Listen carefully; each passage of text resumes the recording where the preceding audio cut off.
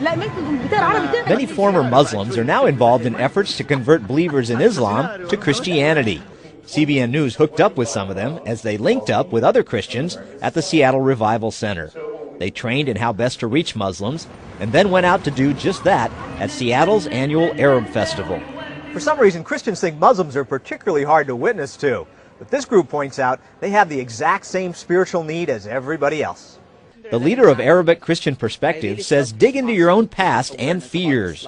How we used to be not assured of our salvation, we used to be afraid of dying, and this is the same common ground that the Muslims have today, that they are not assured of their salvation, they're afraid of dying, but Jesus came to our life and changed our life. This is the story we need to tell them, that how Jesus changed my life and how He's able to change theirs too. KAMAL SALEEM came to America to recruit terrorists, but instead became a convert to Christ. 3 Christian men reached out to me and loved me unconditionally. But many years before that, he was a terrorist even as a child. I joined the PLO when I was 7 years old. Before that, I was with a group called the Muslim Brotherhood when I was 6 years old. I went to a salt camp when I was 7 years old. Went on my first mission when I was 7 years old. I became a recruiter when I was 7 years old. He fought in many battles and wars against Christians in Lebanon, Russians in Afghanistan, Jews in Israel. But he ended up in America, recruiting new converts here. First, you teach them Islamic teaching. And once it's embedded in their system, then you teach them how to use the gun. George SAIEG agrees with Saleem that Islam preaches violence. When I see Surah 9:5, it talks about kill the Christian and Jews, the people of the book, wherever you found them. When I see Surah 9:29, also it's almost similar to that. There's over 140 verses in the Quran talk about killing. Saleem says don't buy everything you hear about Islam these days. Muslims say we're people of peace. We worship the same God. But what they're really taught... Jews are pigs and monkeys. Jews, they must be killed. The rock will cry out, there's a Jew hiding behind me, come and kill him. Muslims, they say, believe Christ was a mere man. He didn't even die on the cross. He was lifted up and he's coming back and he will be a Muslim.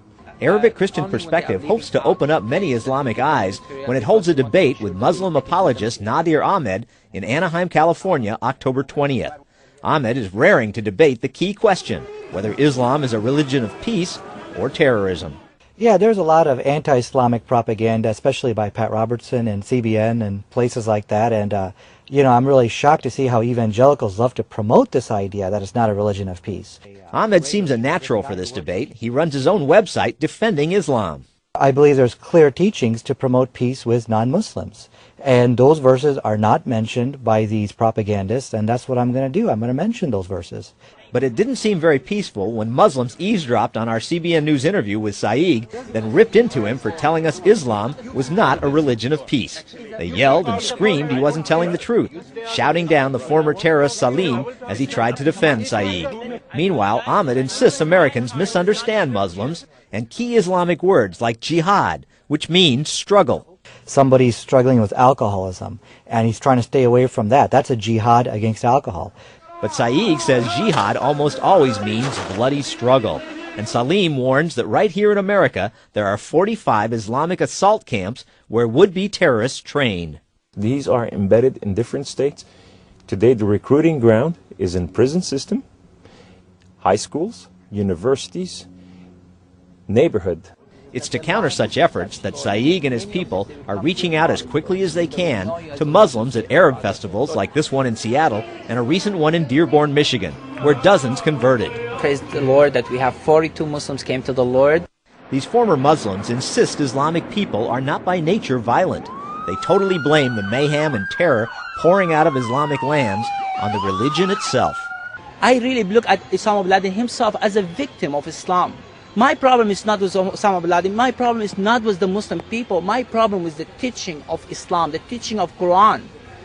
Because this is what pushed Muslims to do what they're doing.